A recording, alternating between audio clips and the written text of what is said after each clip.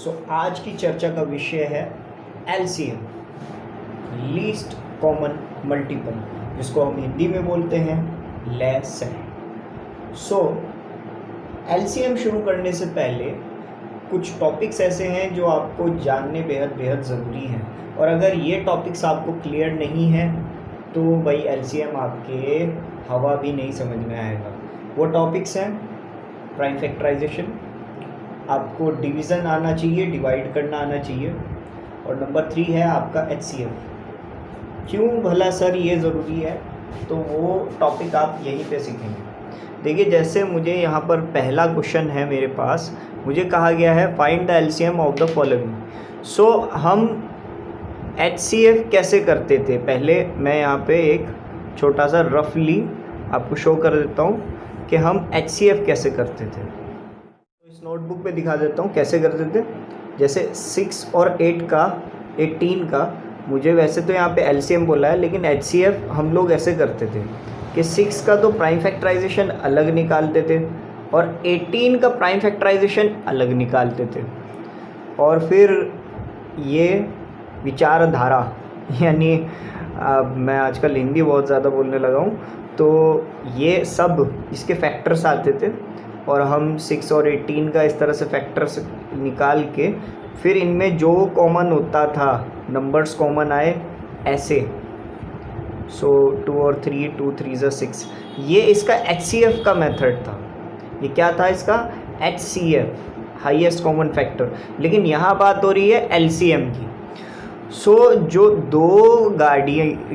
दो सड़क अलग अलग नज़र आ रही हैं, वो इस एलसीएम में एक जगह आ जाती है। कैसे भला, देखिए। जैसे ये एचसीएफ फॉर एग्ज़ाम्पल के लिए मैं यहाँ पे रख देता हूँ, लेकिन यहाँ पे हम एलसीएम ज़्यादा तवज्जो देंगे। अरे वाह, उर्दू भी बोल दी मैंने। 6 और 18, 6, 18 शुरू करते हैं। तो स्टूडेंट्स देखिए, 6 और 8 तो किससे कटेगा? 2 से। 2 3 6, 2 9 18। अब आया है 3 और 9, तो 3 से कट करते हैं। 3 1 3 एंड 3 3 9।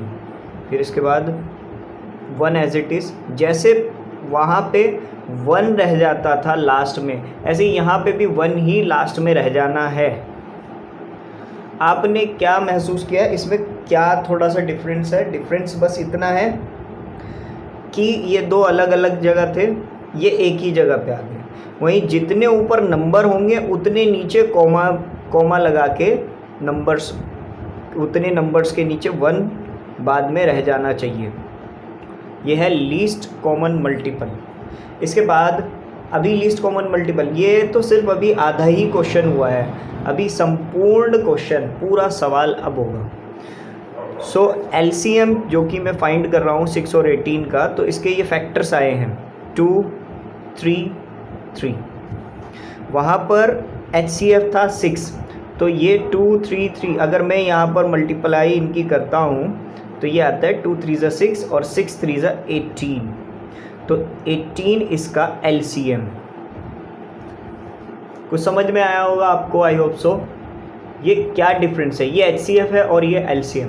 आपने देखा क्या डिफरेंस है। इसके बाद देखते हैं कुछ और क्वेश्चंस लेते हैं एलसीएम के। 3 और 4, मैं इनका एलसीएम ले लेता हूँ। 3, 4। पहले 2 से करता हूँ मैं, क्योंकि अब देखिए वहाँ पे क्या होता था, आप एक ही नंबर से चलाते थे। यहाँ पर हम नंबर को छोड़ भी सकते हैं। जैसे 3 2 के डिवाइड में नहीं आता तो 3 को एज इट इज़ लिख देते हैं, और 4 आता है तो 2 को, एक नंबर तो चलना ही चाहिए। तो 3 नहीं आता फिर से, लेकिन 2 1 2, यहाँ तक का ये वाला तो पार्ट ख़त्म हुआ। अब 3 का रह गया, तो 3 1 3 ख़त्म। तो इनका एलसीएम क्या आया? इनकी मल्टीप्लाई करके आप लिखोगे 2 2 4 एंड 4 3 12। ये इनका एलसीएम। और क्वेश्चंस लेते हैं, और अच्छे वाले मैंने सब तैयारी की है। ये लीजिए थोड़े ऐसे क्वेश्चन जो एक ही टेबल में आते हों। 5 के टेबल में आते हैं ये दोनों नंबर, एक तो 5 ही है, इनका एलसीएम ले रहे हैं हम, इनको ऐसे ज़रूर रखना। अच्छा, बच्चे क्या करते हैं, जैसे ये 15 लिखा है तो इसमें बीच में कॉमा लगा देते हैं, ये 5,1,50 ऐसे कर देते हैं, वो मिस्टेक हो जाती है। तो ये आपका पूरा 15 है, तो 15 को 15 ही लिखेंगे आप। अब शुरू करते हैं। 5 1 ज़ा 5, 5 3 ज़ा 15 एंड नेक्स्ट रह गया है अब 1, तो क्योंकि ख़त्म हो गया, 1 का काम ख़त्म हो गया। 1 1 ज़ा 1, 1 एज इट इज़ रहेगा, और 3 1 ज़ा 3। तो इसके फैक्टर्स क्या है? 5 और 3, इनसे मल्टीप्लाई करो आप, 5 3 ज़ा 15, यही इसका LCM है। सो थोड़े से ऑड नंबर्स ले लेते हैं। नेक्स्ट क्वेश्चन में है 7 और 9। सो 7, 9, तो ये दोनों 2 के टेबल में तो नहीं आते, लेकिन 3 के टेबल में 9 आता है। 7 नहीं आता, तो 7 को एज इट इज़ लिखेंगे, जैसा का जैसा वैसे ही उतार देंगे। फिर 3 3 ज़ा 9 एंड 3 1 ज़ा 3। लास्ट में अब 7 रह गया, तो 7 1 ज़ा 7। यहाँ तक हुआ एंड। अब इसके फैक्टर्स जो बचे हैं उनकी मल्टीप्लाई भी तो कर ले हैं। तो 3 इंटू 3 मैं लिख देता हूँ यहाँ पे, 3 इंटू 3 इंटू 7, 3 3 ज़ा 9 होता है, और 9 7 ज़ा होता है 63। सो स्टूडेंट्स, आपने क्या देखा? 7 और 9 का LCM 63 है, 5 और 15 का LCM 15 है, और 6 और 18 का LCM 18 है, 3 और 4 का LCM 12 है। इसके बाद कुछ और क्वेश्चंस ट्राई करते हैं, थोड़े और हार्ड लेते हैं। सो नेक्स्ट क्वेश्चन आया है मेरे पास 7,14 सॉरी। तो दोनों के दोनों एक ही टेबल में आते हैं जी, 7 के टेबल में दोनों के दोनों आते हैं। तो क्यों ना दोनों को पहले ही 7 से ही डिवाइड कर दिया जाए। 7 1 ज़ा 7 एंड 7 2 ज़ा 14। आप दोनों को साथ भी कर सकते हो। अगर एक नंबर आता है दूसरा नहीं आता, तो उसको एज इट इज़ उतार सकते हो।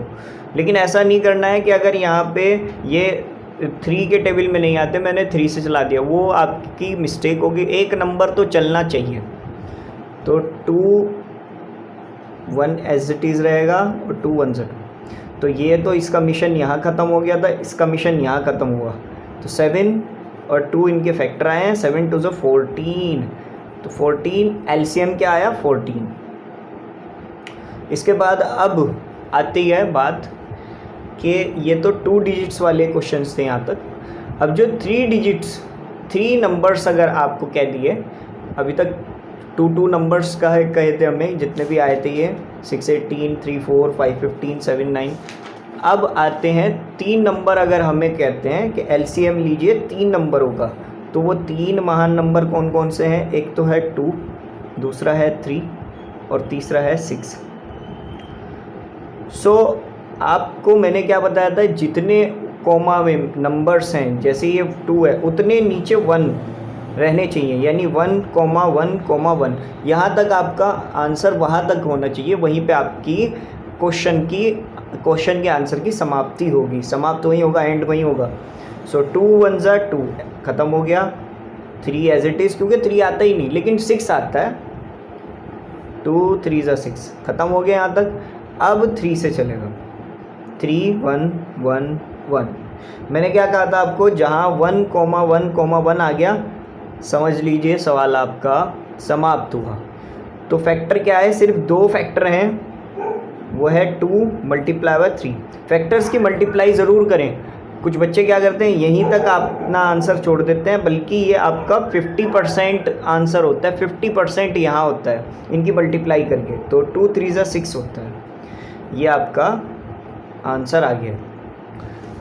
और थोड़े से हार्ड क्वेश्चन ट्राई करते हैं, जो LCM में थोड़े से और 3 नंबर्स जिनको सॉल्व करें, तो वो है 4 8 और 12। सो 4, 8, 12। मैं देख रहा हूँ तीनों नंबर 2 के टेबल में आते हैं, तो 2 से कट करते हैं। याद रखें, हमेशा बड़े नंबर को एकदम मत चलाएं, ठीक है? देखो मुझे भी दिख रहा है ये तीनों जो हैं 4 के टेबल में भी आते हैं, लेकिन हमेशा ध्यान रखें बच्चों कि आपको छोटे नंबर से ज़रूर चलाएं। या आपको, अगर आपने हमारी एक सीज ऑफ एरोथोसिस की वीडियो देखी होगी, उसमें जो प्राइम नंबर बचते थे, उन नंबर्स को ही यूज़ करें। जैसे ये हो गया 2 2 ज़ा 4, 2 4 ज़ा 8 एंड 2 6 ज़ा 12। नेक्स्ट 2 1 ज़ा 2, 2 2 ज़ा 4, 2 3 ज़ा 6। देन 2 1 ज़ा 2 ये 3। अब लास्ट में रह गया 3, तो 3 को भी चला लेते हैं। 3 1 ज़ा 3, 1 1 1। हाँ जी, अब जितने फैक्टर्स हैं सबको मल्टीप्लाई कर लीजिए।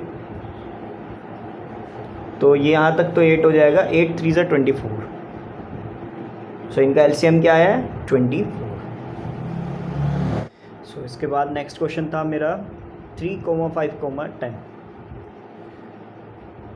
क्योंकि 3 नंबर हैं और तीनों एक ऐसे नंबर हैं जो एक दूसरे के किसी भी टेबल में नहीं आते, तो अलग अलग चलाते हैं। पहले मैं 2 से ट्राई करता हूँ। तो 2 से 3 एज इट इज़ उतरेगा, 2 से 3 नहीं चलता, 5 भी नहीं आता, लेकिन 10 ज़रूर आता है।